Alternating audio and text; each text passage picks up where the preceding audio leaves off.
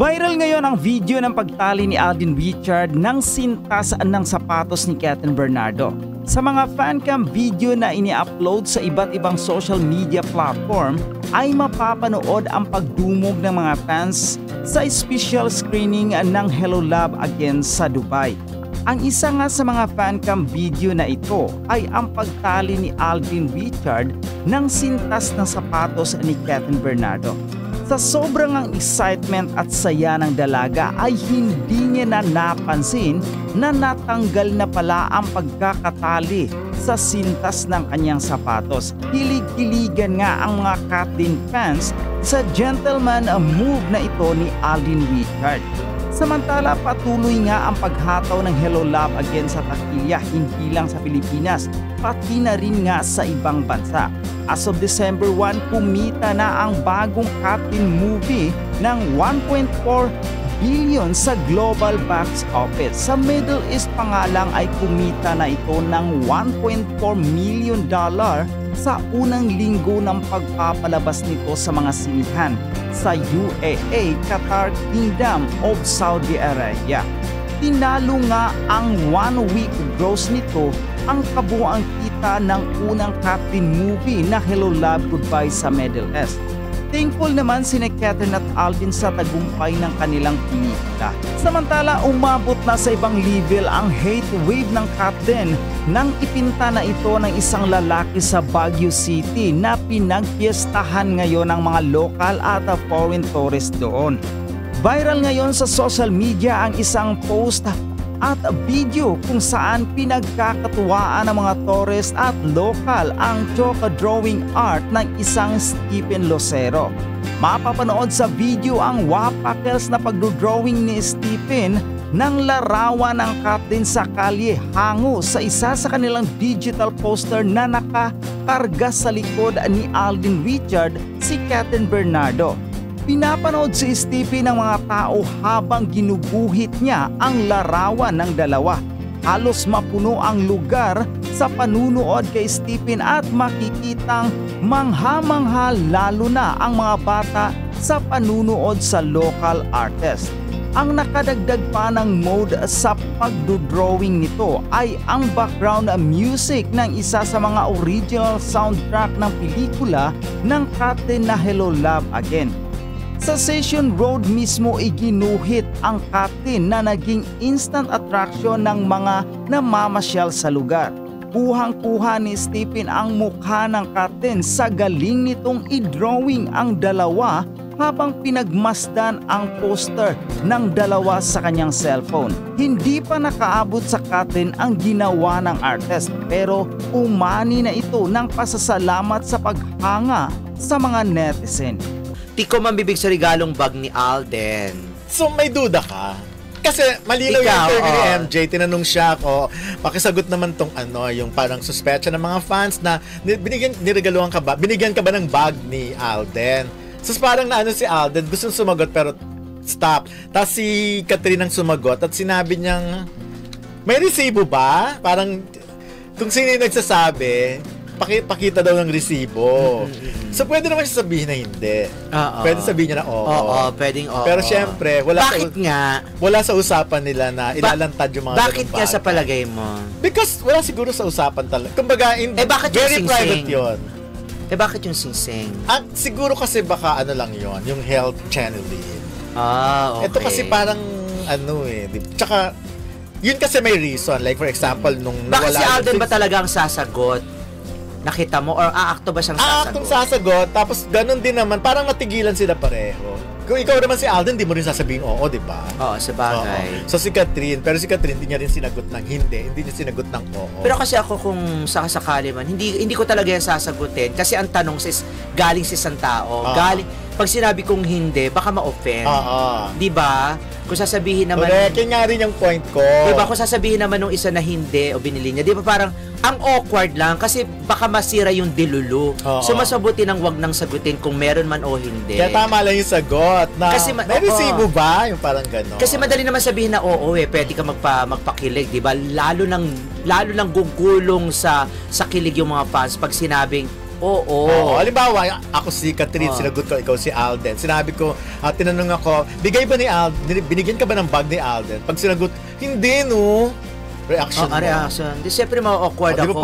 Sabi niya, sige, bukas sa bukas. Yun nga, baka mamaya, ay, gusto pala niya ng bag. Oo, mga ganyan. Buhay na ako ngayon. Pero kung sakasakali mang gano'n ang sinabi ni Catherine, maintindihan naman natin kasi wala silang panahon talaga mag-shopping. Ang pinaka-bonding lang nga nila, kumain sa restaurant at makapag-ikot, hindi. Katulad yan, sinasabi natin sa Dubai, hindi ko, di ba sabi ko nga dapat makapag-shopping sila sa Dubai para at least meron silang may uwi na pangregalo na nila, di ba wala na silang time. Tabi-tabi, pero schedule. Ang mangyayari, hindi ko alam, paalis na ba sila sa Dubai? Parang ganun lang nangyari sa kanila, fly in, tapos after fly out. Baka naman yung mga binigay lang sa kanila ng mga fans, ang pwede nilang kunin. Like yung mga siguro yung mga items, kung ano man, yung pwede lang nilang madala. Kasi syempre, itong mga to, doon nasa business class sila na hanggang 50 kilos ang pwede, di ba? 52 kilos o 53 55 kilos. Syempre, 23 per pwede rin siguro mga ganun. Pero sana nabigyan sila ng pagkakataong makapag-ikot-ikot kung hindi man sila nakapag-ikot. Parang si Dua Lipa, di ba, na nag-ikot sila dito. At saka sino ba yun? Si Olivia Rodrigo na nakapag din, mga ganyan. Nakapag-intramuros din sila. Ikaw, pero tingin mo galing? Ang hirap kasing magsalita, pero ang sa akin, pero kasi yun nga yung pinagbabasihan nila, nakita si Alden dun sa may shop na yun, may ganung bag doon, and then the following, may bag. Meron na. Pero sinasabi nila, maliit naman daw yung bag na naka-display. Makikita mo ba yun, ang layo, di ba? Oo nga. So, posibleng yun din talaga yun. Yun din talaga yun, pero hindi nga natin, siguro katang sinabi mo, for private lang naman. Yes, for private consumption lang siguro yun. I think so. Pwede sigurong hindi ito binigay ni Alden, pero hindi na lang nila sinabi kasi nga wala talagang time, baka binigay lang nung may-ari nung shop or something. At saka parang sa character ni Alden, kung binigay man niya yon, hindi naman siya yung para ipagkalat pa at hindi rin niya yun siguro pag sinabi rin ni, kumbaga sa atin na lang, between the two of them lang, wala nang dapat bukod sa mga kasama nila. Pero ngayon kasi hindi na nauso yung pag binigyan ka, di ba? Pag binigyan ka ng isang bagay, isi-share mo sa public. Hindi na kasi nagkakaroon ng issue unless magjowa na kayo, bibigyan ka ng singsing, bibigyan ka ng relo, or bibigyan ka ng bulaklak, okay lang kasi magjowa kayo.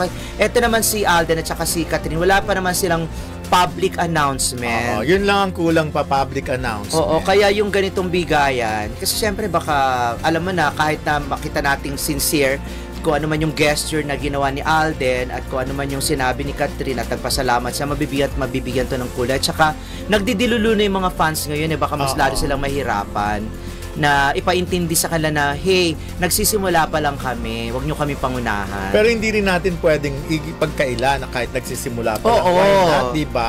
Pwedeng walang public announcement, pero merong private announcement. Sila lang nakakaalam. Sila lang ang nakakaalam. Yun pero, lang yun. Yun nga, feeling ko talaga meron. Yun nga lang, hindi pa ganun. Kumbaga, alam niya, di ba? Hindi pa ganun. Wala pa siya dun sa pinaka-core, dun sa pinaka-highlight. Oo, nasa process pa lang talaga ito. Kahit nasabihin mo yung getting to know each other, totoo pa rin yun, getting to know each other. Marami pa rin silang nadidiscover sa isa't isa na ngayon lang nila nakikita. May isang video nga ako nakita, parang pagkabababa lang nila ng aeroplano, biglang si Catherine parang mababamit siya, parang ganon. So, pumunta siya sa side, sumunod agad si Alden. Siguro parang may inunguya lang siya. Alam ni Catherine na maraming camera.